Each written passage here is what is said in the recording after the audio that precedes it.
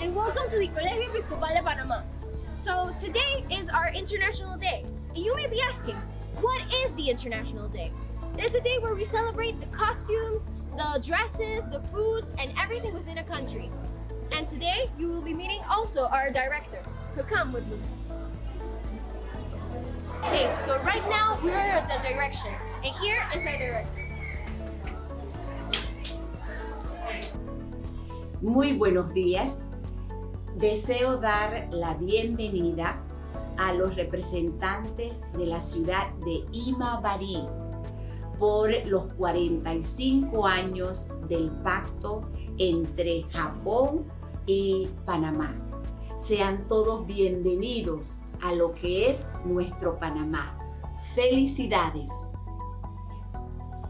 Hi, my name is Ana Lucia Rodriguez from the 12th grade. Our school was founded in the year 1960 in April, and it was founded by the Episcopal Church. It is comprised of 12 different nationalities and 12 different racial combinations, making our school a place of complete appreciation and acceptance. We have 665 students in our school and a lot of teachers in our faculty. And today, we have very special guests from the Japanese School of Panama, who will be participating in the International Day as well. We hope you enjoy it and thank you. Welcome to the Miraflores Vlogs. My name is Carmen Delgado, this is Ana Paredes, we're in 11th grade, and today we're going to talk about the Panama Canal. The Panama Canal is a maritime shortcut that saves time and cost from transporting all kinds of goods. The 82-kilometer waterway connects the Atlantic Ocean with the Pacific Ocean and divides North and South America. More than 1 million ships have crossed the canal, and the historic 1 millionth landmark was passed in September 4, 2010 by the boat carrier Fortune Plum. Okay, a French company run by Ferdinand Viscount de Lesseps started to build the canal in 1881, but failed by 1889 due to the deaths of many people by the yellow fever. Then, the US, run by President Theodore Roosevelt, started to run the canal by the Treaty of the High-Burua-Venilla Treaty. After that, the US took control of the canal zone and ran the canal from 1904 to 1999. In December 31st, 1999, Panama took over full operation, administration, and maintenance of the canal. This was in compliance with the Torrijos Carter Treaty, which was negotiated with the USA in 1977. So, how does it work? The interoceanic waterway uses a system of locks that raises the ships from sea level to 26 meters above to the level of the Gatun Lake. The Gatun Lake is an artificial lake built specifically for the canal. Then, the ships are lowered to the other side of the isthmus. The logs use water from the Gatun Lake, which is a lake that is built specifically for the Panama Canal. The water used from the Gatun Lake is poured by gravity onto the main logs to raise the ships from sea level and then lower them to the other side of the isthmus. It is also very important to talk about tugboats and locomotives, some of the most vital parts for the canal to function. Tugboats are smaller boats that help the bigger boats or vessels that come into the canal to enter the canal straight without bumping it into any sides. After they enter the canal, they are helped through by locomotives, which are artifacts that hold the boat through ropes. Most of these are made in Japan, and their main function is to help the boat go through the canal straight and maintain its balance. Now we're going to talk about the Panama Canal Expansion Program. The Panama Canal Expansion Program began in September of 2007. This program was made to double up the waterway's capacity, to be able to satisfy and live up to the growing expectations and demands of the world's maritime trade. Look over there!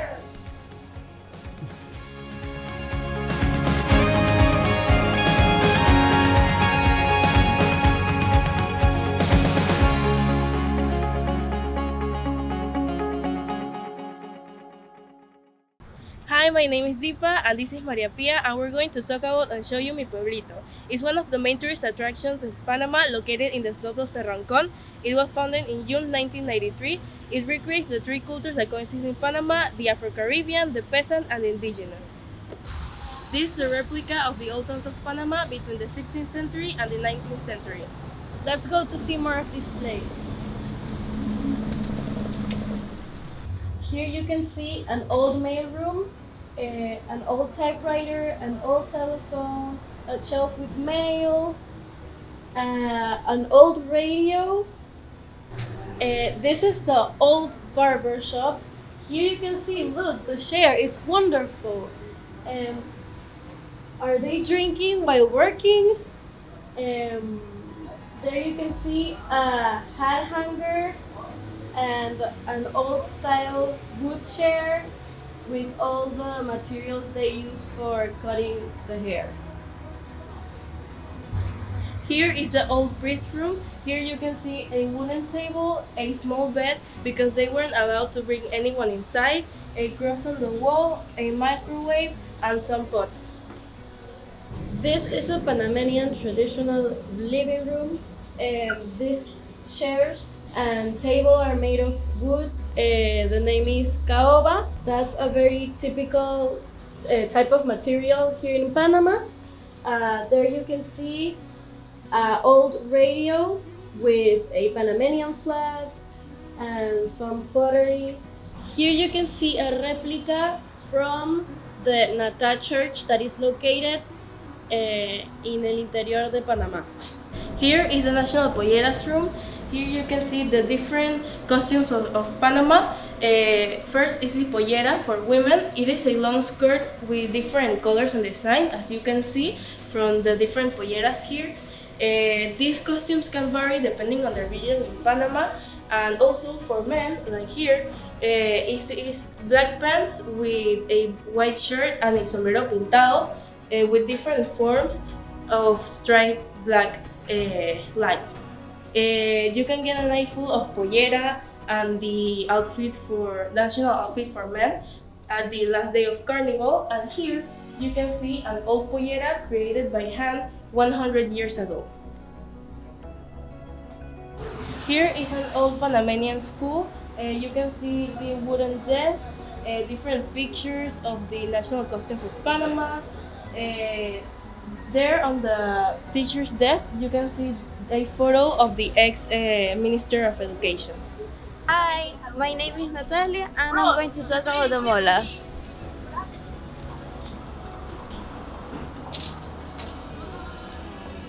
So this is Plaza de Mola or El Mercado de la Mola.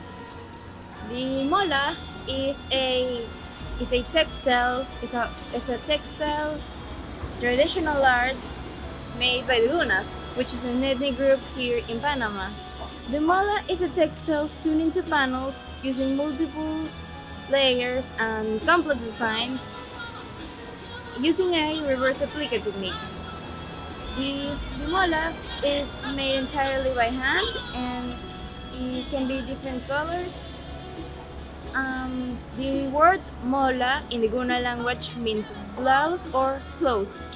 The molas can take from a few weeks to 6 months to be made. That depends on the complexity of the design. Hi, my name is Daniela Harush, and I'm going to be talking a little about the history of the mola. So right here, we're at the mola market, like Natalia mentioned, and basically I'm going to be telling you that the mola was first originated in Panama, but as the French people arrived, it started getting more and more popular. And as we can see, the mola isn't just one design. It can have various designs from various places, so it just depends on the region that you're in. For example, in Panama, we have an island called San Blas, where the mola is very popular with marine themes and very tropical colors.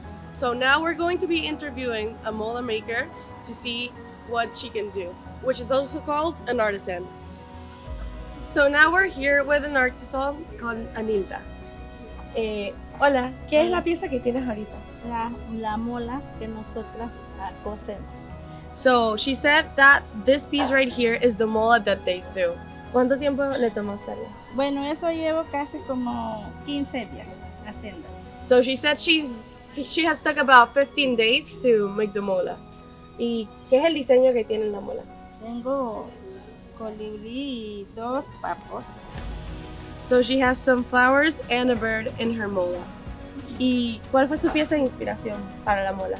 Bueno, es que a mí me gusta las flores y bajas. Yo hice mi diseño.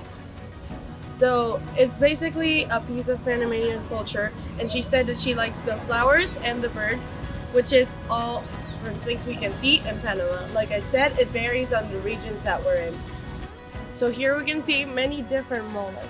And so a little bit of explanation. The ones that have different geometric patterns are the more traditional ones that were made either many years ago or many places ago. And the ones that are with shapes like birds or flowers or stuff like that, they are the more modern molas.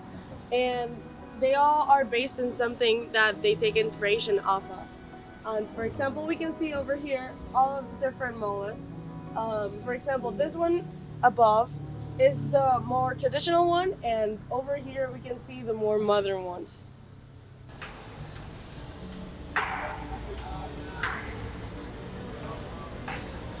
Hi, I'm Gianluca, I'm from 11th grade, and I'm gonna talk about the fish market. The fish market is one of the most emblematic places to visit in Panama. It was created on September 12, 1995. Its facilities were built by the Japanese government through the Japanese Cooperation Agency. This fish market helps the people to sell their products. So now they sell it in the fish market and bring it here to sell it. Thanks. Come inside.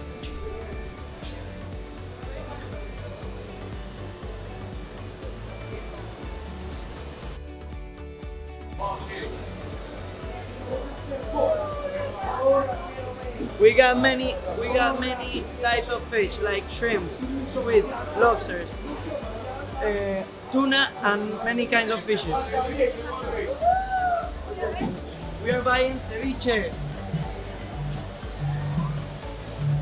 It cost me $2.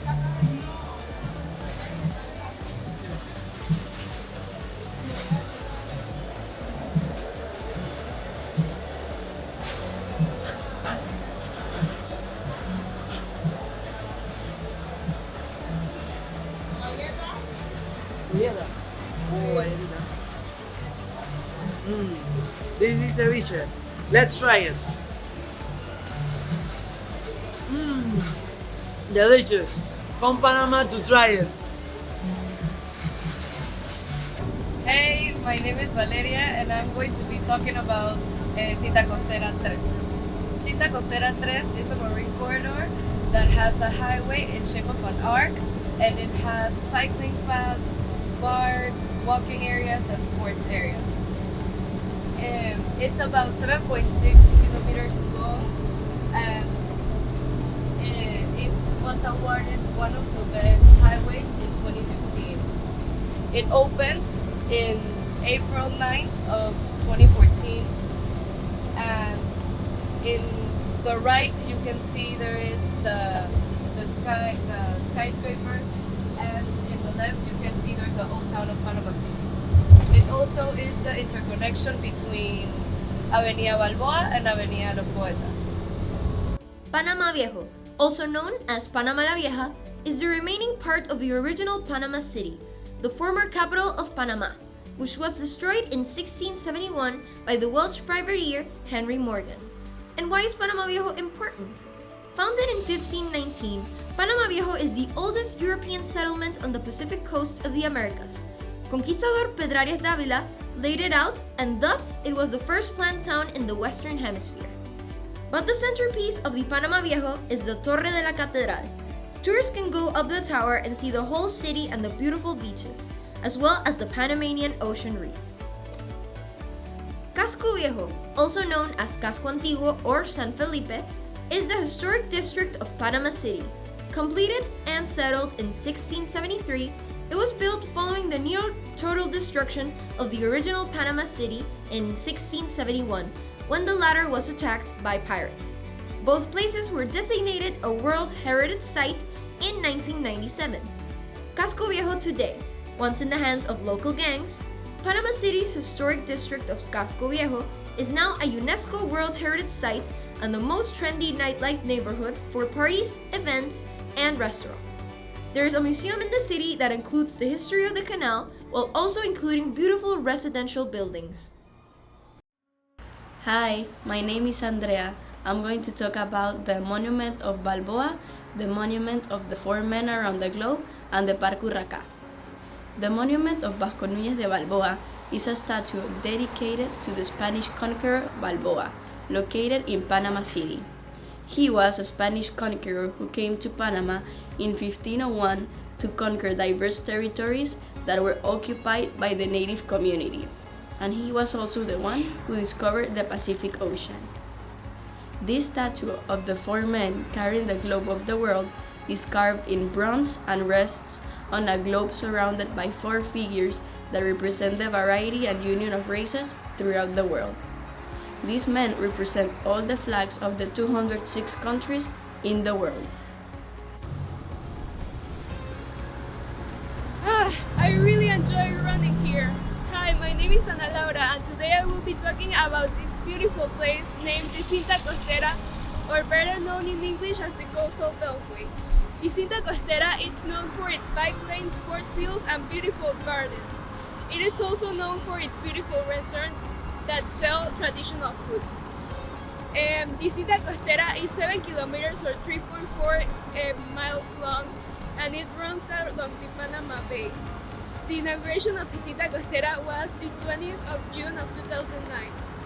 In the left, we can see Casco Viejo, the old city, and in the right, we can see Paitilla, the new city.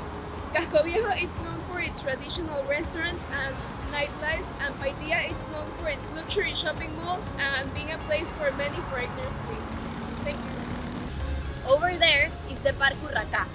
This park was created to honor Urraca, who was a hero of the native community who fought with Balboa, who was a Spanish conqueror who came to Panama to conquer diverse territories. In Panama, we have 10 provinces and 6 counties. Nowadays, both the Monument of Balboa and Parque Urraca represent a symbol of peace, of harmony, and solidarity.